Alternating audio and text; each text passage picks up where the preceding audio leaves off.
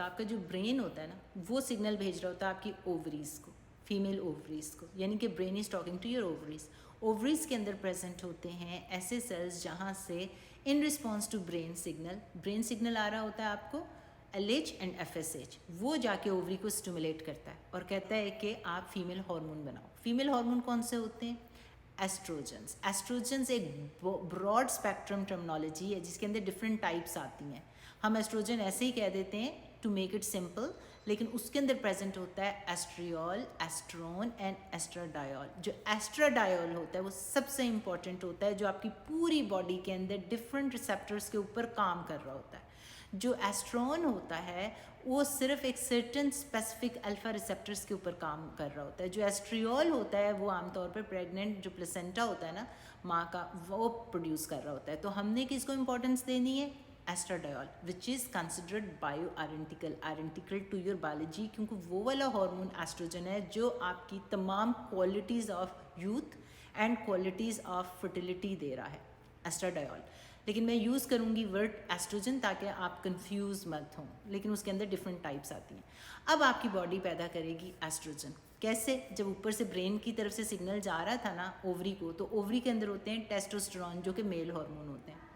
वो टेस्टोस्टेरोन को जब सिग्नल जाते हैं तो through the activity of enzyme aromatase वो चेंज करता है टेस्टोस्टेरोन को एस्ट्रोजन के अंदर। लेकिन पॉलीसिस्टिक ओवेरियन सिंड्रोम की जो ख़वातीन होती हैं उनके अंदर मैल फंक्शनिंग हो रही होती है, उनका जो एरोमेटेज होता है वो वाला एंजाइम सही तरह पे काम नहीं कर रहा होता है। जब वो काम नहीं करेगा तो क्या होगा? टेस्टोस्टेरोन कन्वर्ट नहीं होगा एस्ट्रोजन के अंदर। तो फिर क्या होगा कि टेस्टोस्टेरोन ऊपर से जो ब्रेन है उस भाई को पता नहीं है कि भाई एरोमेटेज तो काम नहीं कर रहा, वो भेजी जाएगा सिग्नल कि और एस्ट्रोजन पैदा करो, कमी है, और एस्ट्रोजन पैदा करो, बॉडी के अंदर कमी है। उसमें ये होगा कि टेस्टोस्टेरोन और पैदा होता जाएगा, क्योंकि टेस्टोस्टेरोन ने बदलना था through the activity of aromatase to oestrogen. अब एरोमेटेज तो काम नहीं कर रहा, टेस्टोस्टेरोन ज़्यादा होता जाएगा, एस्ट्राडायोल की जो एस्ट्रोजन है वो कमी होती जाएगी। तो अब आपको स्टार्ट हो जाएगा एक पूरा हार्मोनल इम्बैलेंस।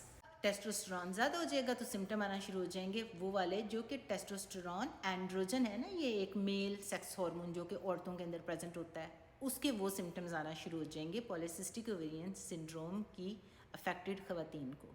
एस्ट्राडायोल तो आपके पूरे जिस्म के लिए एनर्जी पैदा करने के लिए चाहिए था। एनर्जी कहाँ से पैदा हो रही है? माइटोकॉन्ड्रिया से। वो एक एनर्जी की फैक्ट्री होती है, उसको चाहिए होता है एस्ट्राडायोल टू वर्क प्रॉपरली। वहाँ पे मेटाबॉलिज्म हो रहा होता है ग्लूकोज का भी और साथ फैट का भी। अब वो वाला फैट जो है वो बर्न नहीं होगा बल्कि एक्यूमुलेट होगा।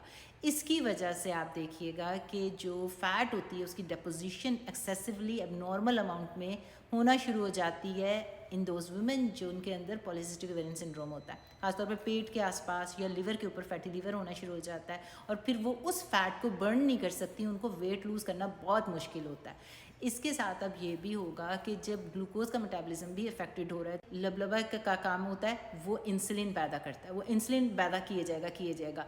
अब इंसुलिन जो है वो जाके ग्लूकोज की अपटेक और उसके मेटाबॉलिज्म के ऊपर काम करने की कोशिश कर रही है, लेकिन ऐसे इंसुलिन ज़्यादा होता जाएगा, ग्लूकोज का मेटाबॉलिज्म नहीं हो रहा और जो रिसेप्टर्स हैं वो भी मैल फंक्शन हुए हैं, उनकी भी रेजिस्टेंस हुई है, तो हाइपर इंसुलिनीमिया हो जाएगा। जब इंसुलिन ज़्यादा होगा तो वो एक एनाबॉलिक हार्मोन होता है, वो भी आपकी फैट की डेपोजिशन को हेल्प करेगा, उसकी बर्निंग को हेल्प नहीं करेगा। आपकी बॉडी के अंदर हार्मोनल इम्बैलेंस होगा, आपको इंसुलिन रेजिस्टेंस तो होगी, उसके साथ आपको प्री डायबिटीज़ और इवेंचुअली जाके डायबिटीज़ भी हो जाएगी। तमाम हार्मोन्स की पॉलीसिस्टिक ओवेरियन सिंड्रोम में डिसरप्शन हो रही है। आपके लिवर ने सेक्स हार्मोन बाइंडिंग ग्लोबुलिन्स भी पैदा करनी थी, अब आपको इंसुलिन रेजिस्टेंस हो गई है, लिवर भी आपका सेक्स हार्मोन बाइंडिंग ग्लोबुलिन नहीं पैदा कर रहा। जो उसने फ्री टेस्टोस्टेरोन को बाइंड करके रखना था ना, वो नहीं बाइंड करेगा तो फ्री टेस्टोस्टेरोन ज़्यादा हो जाएगा, तो आपको टेस्टोस्टेरोन की वजह से वो एक्नी और फेशियल हेयर और सारा कुछ वो सिम्टम्स आना शुरू हो जाएंगे। अब बात कर लेते हैं कि पॉलीसिस्टिक ओवेरियन सिंड्रोम का ट्रीटमेंट क्या होगा। Polycystic ovarian syndrome is a lifestyle. हर तरह से आपको इसको अटैक करना पड़ेगा अगर आप चाहते हैं इसकी अंडरलाइंग रीज़न को ख़त्म करना।